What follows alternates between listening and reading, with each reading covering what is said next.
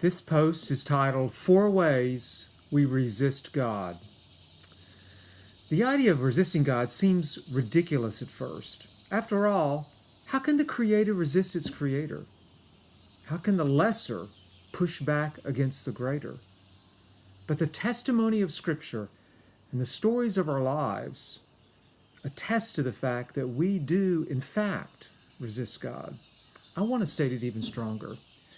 I believe that all growth toward true intimacy with God involves confronting the resistance in our souls and pushing through it. I've felt that resistance in my own life and watched it play out in the lives of others. Let me name 4 chief ways we resist God. First, resistance from chosen idols. Idols are the God substitutes in our lives. They are the mechanisms by which we try to forge a life without God. You can call them addictions or disordered attachments, but the same basic thread runs through them all. Idols promise instant relief from pain and some measure of control over our lives. The idea of letting them go and trusting God instead evokes anxiety and agitation. We resist and want to hang on to them. Second, resistance from fear. Walking with God is not a formula or an agenda item. Intimacy with Him means choosing to walk into the unknown. It means choosing to surrender. It's always all or nothing, and always into the uncharted. So when God summons us to walk with Him, we respond with fear. We can feel threatened. What might He ask us to do? Where might He ask us to go? No answer is often given, just a call to follow. But it seems that God is aware of our fear from the numerous times in Scripture that He tells us not to be afraid. Third, resistance from disappointment with God. Life doesn't turn out the way we expected. Sadness interrupts our dreams. Grief strips us of hope. We lament and wonder why.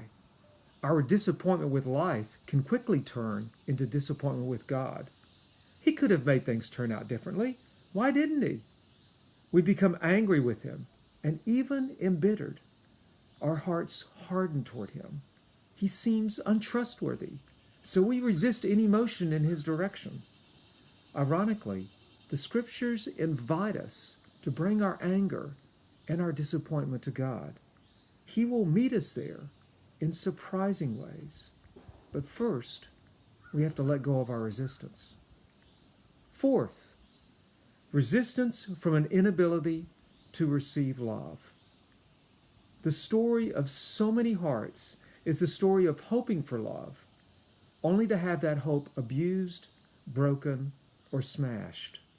We draw back to protect ourselves and encase ourselves in walls of stone. Some, like me, have gone even further and tried to bury their hearts in locked vaults. But the love of God is so different from human love, filled with unbounded compassion and unswerving delight. Yet we resist because of the fear of being hurt again. Perhaps this is the deepest resistance of all. The surrender to God's love means that we open ourselves completely and trust completely. In the end, we come to see that it has been the Father's love this whole time that has been calling us out of our resistance.